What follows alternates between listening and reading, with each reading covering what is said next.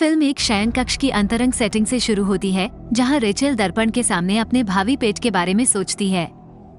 अचानक वो ज्वलंत सपने की क्षणभंगुर प्रकृति को स्वीकार करते हुए झटके से जाग जाती है। अपने दिन की शुरुआत करते हुए वह अपने बुद्धिमान घर द्वारा तैयार किए गए नाश्ते में भाग लेती है और अपने नियमित आंत बुद्धि परीक्षण से गुजरती है। एलेना, संज्ञानात्मक एआई सहायक, रेचल के सेरोटोनिन स्तर में गिरावट का पता लगाती है और नेचर पॉड सत्र की सिफारिश करती है। हालांकि रेचल अपने व्यस्त कार्य शेड्यूल के कारण इस सुझाव को खारिज कर देती है। बाद में वह अपने पति एल्वी को जगाती है और उसे अपने जाने की सूचना देती है। अपनी ट्रेन यात्रा के दौरान उसकी मुलाकात एक कृत्रिम गर्भफली से सजी हुई महिला से होती है। इसके साथ ही एल्वी अपने अपार्टमेंट के ग्रीन हाउस में पौधों की देखभाल करते हुए अपनी सुबह की ड्यूटी करता है। कार्यालय में रेचल माशास नामक अत्याधुनिक संज्ञानात्मक सहायक एआई की प्रस्तुति का नेतृत्व करती है। प्रेजेंटेशन के बाद एचआर निदेशक रेचल को अपने कार्यालय में बुलाता है और उसकी पदोन्नति की खबर का खुलासा करता है। एल्वी के पेशे के बारे में पूछताछ करते हुए मानव संसाधन निदेशक ने परिवार शुरू करने के लाभों के बारे में संकेत दिया, विशेष रूप से वोम सेंटर के साथ जो अब पेगासस के स्वामित्व में है। कंपनी गर्भधारण के लिए डाउन पेमेंट को भी कवर करने की पेशकश करती है। अपने कार्यालय में माशा दोपहर के भोजन के दौरान रेचल के लिए एक नेचर पॉड सत्र निर्धारित करती है। अप्रत्याशित रूप से गर्भ केंद्र से एक कॉल उसे एक उपलब्ध स्थान के बारे में सूचित करती है और उसे वापस कॉल करके और दौरे की व्यवस्था करके इसे सुरक्षित करने का अनुरोध करती है। कॉल करने पर वे गुरुवार के दौरे पर निकलते हैं और रेचल को एक ऐसी दुनिया में ले जाते हैं जहां तकनीकी प्रगति माता पिता बनने के आसपास की व्यक्तिगत पसंद के साथ मिलती है। महिला एक शांत नेचर पॉड सत्र में शामिल होती है और खुद को समुद्र तट पर एक बच्चे को पालने में ले जाने की कल्पना करती है। इस बीच अपने कार्यस्थल के ग्रीन हाउस में मशीन निर्मित भोजन के आदि एल्वी के छात्र ताजी चुनी हुई अंजीर का स्वाद लेने में झिझकते हैं। उस दोपहर रेचल अपने सहकर्मी एलिस को वॉर्म सेंटर में एक स्थान सुरक्षित करने के बारे में बताती है। जश्न मनाने का सुझाव दिया गया है, लेकिन रेचल इस बात को लेकर अनिश्चित है कि एल्वी के साथ इस विषय पर कैसे चर्चा की जाए। वो स्वीकार करती है कि वे अभी भी प्रतीक्षा सूची में हैं। काम के बाद रेचल अपने एआई चिकित्सक एलिजा के पास जाती है और एल्वी की प्राकृतिक बच्चे की इच्छा के बारे में चिंता व्यक्त करती है। एलिजा ने उसे आश्वस्त किया कि कृत्रिम फली में पला हुआ बच्चा मानव गर्भाशय की तरह ही प्राकृतिक होता है। एक ब्रीदिंग बार में एलिस रेचल को गुरुवार के दौरे से पहले एल्वी से बात करने की सलाह देती है। घर पर राचल बातचीत शुरू करती है, लेकिन एल्वी अपने छात्रों की प्रकृति के प्रति प्रारंभिक अनिच्छा को प्रतिबिंबित करता है और प्रकृति के वस्तु बन जाने पर पैदा हुई भावनात्मक शून्यता पर प्रकाश डालता है। गुरुवार आता है और रेचल अकेले वॉर्म सेंटर दौरे में शामिल होती है। पेगासस के संस्थापक का वीडियो पहली दुनिया के देशों में घटती जन्मदर को संबोधित करते हुए गर्भधारण की मांग में बाधा डाले बिना महिलाओं के करियर को सशक्त बनाने पर जोर देता है। वॉर्म सेंटर की निदेशक लिंडा वोस्चेक दौरे की शुरुआत करते हुए ग्राहकों का गर्मजोशी से स्वागत करती हैं। ऊष्मान कक्ष में वो एक विकासशील बच्चे के साथ एक पॉड दिखाती है, जिसमें दिखाया गया है कि कैसे ग्राहक अपने उपकरणों का उपयोग करके बच्चे को विभिन्न ऑडियो उत्तेजनाओं से अवगत करा सकते हैं। लिंडा ने बच्चे के आहार के स्वाद को अनुकूलित करने के बारे में विस्तार से बताया और यात्रा के लिए आदर्श डिस्कनेक्ट होने पर 48 घंटों तक पॉड की स्वायत्ता का उल्लेख किया। रेचल की पूछताछ का जवाब देते हुए लिंडा ने पुष्टि की कि बच्चा गर्भाशय में बाहरी दुनिया को सुन सकता है, जिससे संचार को बढ़ावा मिलता है। बाद में लिंडा अपनी रुचि की पुष्टि के लिए रेचल से जमा राशि का अनुरोध करती है। उस शाम एल्वी को $8,700 की अधिसूचना मिलती है और वो बैंक को सूचित करने का सुझाव देता है। रेचल ने दौरे के बाद स्थानांतरण करने की बात कबूल की और खुलासा किया कि उसने उन्हें पिछले वर्ष प्रतीक्षा सूची में रखा था। परेशान होकर एल्वी ने दौरे के बारे में अंधेरे में रखे जाने और अपने बच्चे को पॉड में बड़ा करने के निर्णय पर निराशा व्यक्त की। रेचल साझा अनुभव की अपनी इच्छा बताते हुए माफी मांगती है। उसकी चिंताओं को कम करने के लिए वो फली विकसित बच्चे के अनुभव के बारे में जानकारी के लिए दोस्तों एलिस और बेन से परामर्श करने का प्रस्ताव करती है। अगली शाम बेन अपने पॉड करियर का प्रदर्शन करता है, जबकि एलिस पॉड में बच्चे को बड़ा करने के लाभों की प्रशंसा करती है, समान चाइल्ड केयर जिम्मेदारी पर जोर देती है। दौरे पर जाने के बारे में पूछे जाने पर रेचल ने अनिश्चितता पैदा की। एल्वी ने पॉड को पकड़ने के अवसर को अस्वीकार कर दिया, फिर भी प्रक्रिया के बारे में सतर्क रहा। अपार्टमेंट में वापस एल्वी पॉड की सामग्री के बारे में चिंता व्यक्त करता है, लेकिन राचल उसे आश्वस्त करती है, पॉड की बनावट पर बच्चे की धारणा को प्राथमिकता देती है।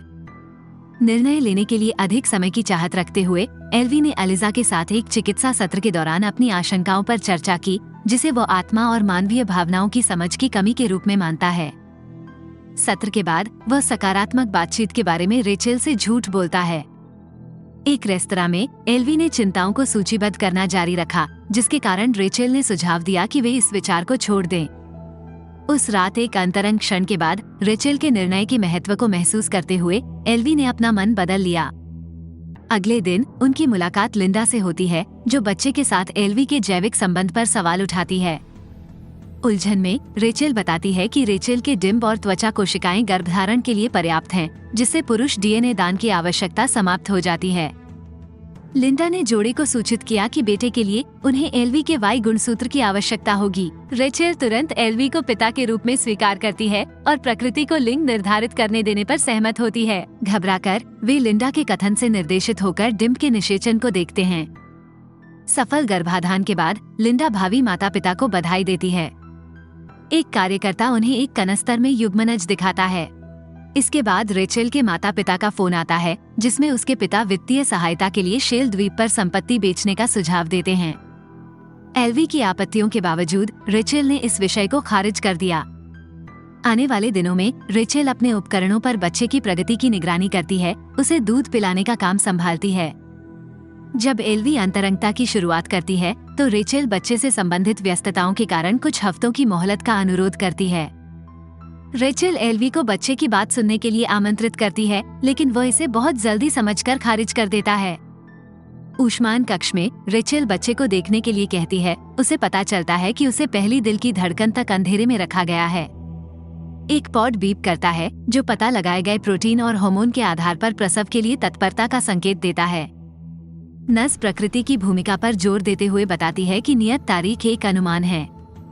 उस रात रेचेल एक अनोखे प्रसव अनुभव का सपना देखती है, जो उनकी पितृत्व यात्रा की प्रत्याशा और जटिलता को दर्शाता है। अगले दिन रेचेल अलिजा को अपने हाल के अजीबोगरीब सपनों के बारे में बताती है और एआई उसे याद दिलाता है कि विश्वसनीय विश्लेषणात्मक सामग्री के रूप में सपनों पर भरोसा न करें। हफ्तों बाद दंपति बच्चे की दिल की धड़कन सुनते हैं और लिंडा उन्हें 6 महीने के गर्भ में 2 सप्ताह के लिए पॉड घर ले जाने के बारे में सूचित करती है। वे भ्रूण को देखकर आश्चर्यचकित होकर छोटी सी देखने वाली खिड़की खोलते हैं। महीनों बाद एल्वी ने बच्चे के कमरे में एक जीवित पौधा जोड़ने का सुझाव दिया, लेकिन रेचेल होलोग्राम संस्करण पसंद करती है। नाराज होकर एल्वी कमरे से बाहर निकल जाता है, जिससे शेल द्वीप की संपत्ति बेचने के बारे में चर्चा शुरू हो जाती है, जिसे रेचेल प्रस्तावित करती है। एल्वी अधिक प्राकृतिक पालन पोषण पर जोर देती है और अपने लिविंग रूम में बेबी पॉड के साथ असुविधा व्यक्त करती है। सार्वजनिक पूल में रेचेल एक गर्भवती महिला के साथ एक मार्मिक क्षण बिताती है, जब उसे महसूस होता है कि बच्चा लात मार रहा है। उस शाम एल्वी लिविंग रूम में बच्चे के पॉड को देखकर परेशान हो गई, लेकिन रेचेल का मानना है कि यह उनके घर के लिए आवश्यक है। अंतरंगता के दौरान एल्वी पॉड की उपस्थिति से परेशान हो जाती है और उसे नर्सरी में ले जाती है और अपने बच्चे को जीवन में चुनौतियों का सामना करने की अनिवार्यता पर जोर देती है। ये जोड़ा तकनीकी रूप से उन्नत दुनिया में माता पिता बनने की तैयारी की जटिलताओं से जूझ रहा है। जैसे ही वे सोने के लिए तैयार होते हैं, फली से शोर होता है, जो उन्हें नर्सरी में वापस जाने के लिए प्रेरित करता है। एल्वी ने रेचेल पर बच्चे को दूध पिलाने में लापरवाही बरतने का आरोप लगाया, लेकिन वो उसे उसकी समान जिम्मेदारी की याद दिलाती है। अगले दिन वे पेगासस कंपनी के स्कूल का दौरा करते हैं, जहां लिंडा वॉम्प सेंटर में पैदा हुए बच्चों में सपनों की कमी के बारे में चिंताओं को संबोधित करती है और इसके लिए एक साइड इफेक्ट को जिम्मेदार ठहराती है जिस पर वे काम कर रहे हैं। एल्वी अपार्टमेंट के ग्रीन हाउस में फली की देखभाल करता है, ये सुनिश्चित करता है कि इसे अच्छी तरह से खिलाया जाए और सुखदायक वेल ध्वनियों के संपर्क में रखा जाए। इस बीच कार्यालय में माशा ने रेचेल की कम उत्पादकता पर ध्यान दिया। आने वाले हफ्तों में एल्वी शहर के चारों ओर पॉड लेकर जाएगी और बच्चे को जोर जोर से किताबें पढ़ाएगी। उसके बॉस ने ग्रीन हाउस के आकार को छोटा करने की घोषणा की और प्रतिस्थापन के रूप में होलोग्राम का सुझाव दिया, जिससे एल्वी परेशान हो गया। पेंगुइन डॉक्यूमेंट्री देखने के बाद भावुक होकर एल्वी ने पॉड को जल्दी वापस करने के रेचेल के सुझाव को खारिज कर दिया और इसके सकारात्मक प्रभाव को व्यक्त किया। फली की सफाई के दौरान रेचेल को गंदगी का पता चलता है, जिस पर उसने एलिस के घर में अपने दोस्तों को चिंता व्यक्त की। एल्वी के उत्साह के बारे में चिंताओं के बावजूद महिलाएं उसे आश्वस्त करती हैं। उस रात रेचेल ने सपना देखा कि पॉड अब उसके पास नहीं है, जो माता पिता बनने की उनकी यात्रा की भावनात्मक जटिलताओं पर जोर देता है। घबराहट की स्थिति में वो कमरे की तलाशी लेती है, केवल दर्पण के सामने खड़ी होती है और उसे अपना गर्भवती पेट मिलता है। कुछ दिनों बाद एल्वी ने अपनी माँ की किताबों के माध्यम से अटैचमेंट थेरेपी की शुरुआत की, जिसमें सहानुभूति विकास के लिए बच्चे के साथ समय बिताने पर जोर दिया गया। रेचेल का कहना है कि पॉड बेबी का उद्देश्य वैराग्य है, लेकिन एल्वी अलग अलग दृष्टिकोणों को स्वीकार करती है। राहेल अभिभूत महसूस करते हुए अलिजा से बात करने का सुझाव देती है। थेरेपी में वह अपने पति की तुलना में बंधन के साथ अपने संघर्षों को व्यक्त करते हुए पॉड के चारों ओर घूमने वाले जीवन में समायोजन की चुनौती पर चर्चा करती है। एल्वी बच्चे के साथ अधिक अकेले समय बिताने का प्रस्ताव रखती है, लेकिन रेचेल मातृत्व के लिए उसकी तैयारी पर सवाल उठाती है। वो फैसले का सामना करते हुए पॉड को सार्वजनिक रूप से ले जाने का प्रयास करती है। इसे काम पर लाते हुए एलिस संभावित प्रतिक्रिया के बारे में चेतावनी देती है और रेचेल को पॉड्स के लिए एक कमरे में ले जाती है। गर्भ केंद्र में एक कार्यशाला के बाद दंपति अपने पॉड को वापस ऊष्मायन कक्ष में रख देते हैं। उन्हें इसके बिना शून्यता का एहसास होता है, अकेलापन आता है और समुद्र तट पर एक बच्चे को गोद में लेने का सपना देखने को मिलता है।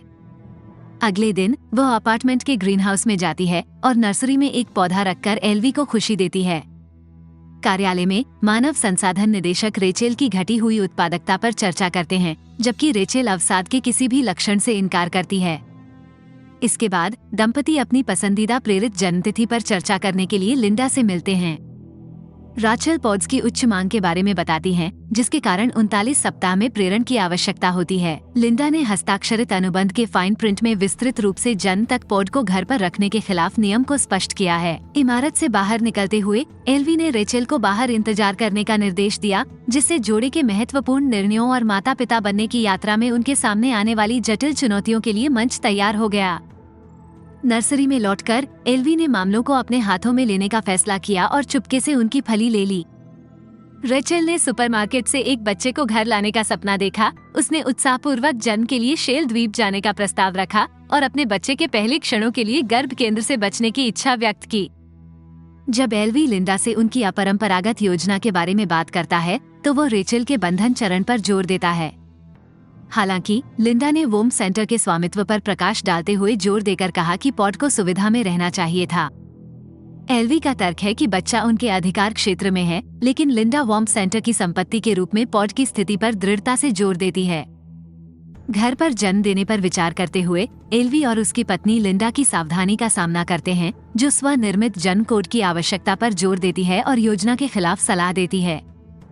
निश्चिंत होकर दंपति शैल द्वीप जाने के अपने निर्णय पर कायम है। गर्भधारण के अंतिम दिनों में वे समुद्र तट के पास शांतिपूर्ण केबिन में पॉड के साथ अनमोल पल बिताकर सांत्वना पाते हैं। एक रात एक गड़बड़ी सामने आती है, क्योंकि पॉड का बेस चालू नहीं हो पाता है।